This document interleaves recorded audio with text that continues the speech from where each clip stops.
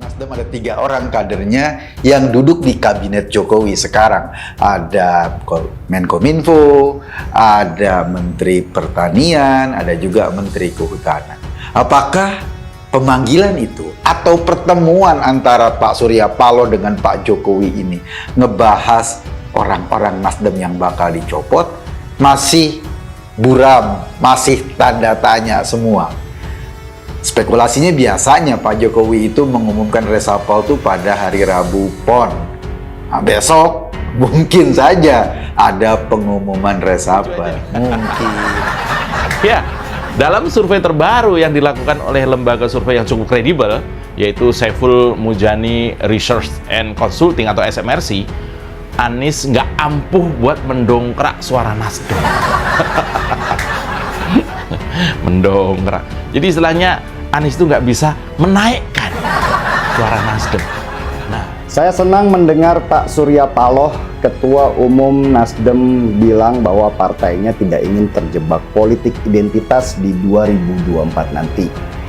Dan Surya Paloh menegaskan bahwa Nasdem tidak ingin negara ini berubah haluan dengan ideologi seperti khilafah atau terjebak masalah urusan ras, suku, dan agama. Nasdem akan konsisten dengan konsep restorasi. Sebuah pidato yang melegakan, yang membuat kita bisa berharap bahwa Pilpres 2024 nanti tidak akan sama dengan Pilgub DKI 2017 yang penuh dengan amarah, yang bahkan sudah masuk ke ranah agama dengan jualan ayat dan mayat yang membuat DKI Jakarta terpecah. Jadi bukan karena model pengkaderannya juara, enggak. Jadi ada kader potensial di daerah ini didekati sama dia. Ada kader ini didekati sama dia. Itu pula yang terjadi dengan Jokowi dan Ahok. Artinya bahwa peluang untuk membesarkan partai inilah yang ditempuh oleh Surya Paloh dengan mengangkat Anies Baswedan. Cuma risikonya sangat besar. Dengan apalagi sebelumnya Julvan Lindan siapa itu yang keluar itu sebelumnya yang menarasikan tentang antitesis Jokowi, itu sebenarnya mungkin komunikasi internal. PKS yakin Surya Paloh tak akan hianati koalisi perubahan. Sekjen Partai Keadilan Sejahtera Habib Abu Bakar Al-Habsyi mengaku yakin Partai Nasdem di bawah pimpinan Surya Paloh tak akan berkhianat dan akan tetap berada di koalisi perubahan untuk mendukung Anies Baswedan sebagai capres di Pilpres 2024. PKS mengaku tak takut dengan pernyataan Surya Paloh yang mengatakan kemungkinan Nasdem akan bergabung ke koalisi Indonesia Bersatu bersama Golkar, P3 dan PAN di pemilu 2024.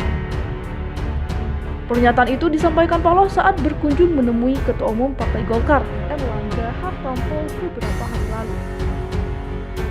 Tidak takut, kami sudah percaya ketiga parpol ini. Saya yakin dan percaya bahwa ini mungkin insya Allah akan berkembang secara positif, ujar Abu di Nasdem Tower Jumat 3 Februari.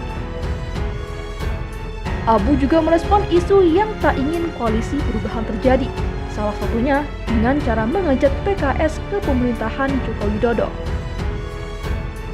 Dalam konstelasi itu sangat wajar ada tarik-menarik. Semua ingin bikin kekuatan maksimum. Buat kami apa adanya saja.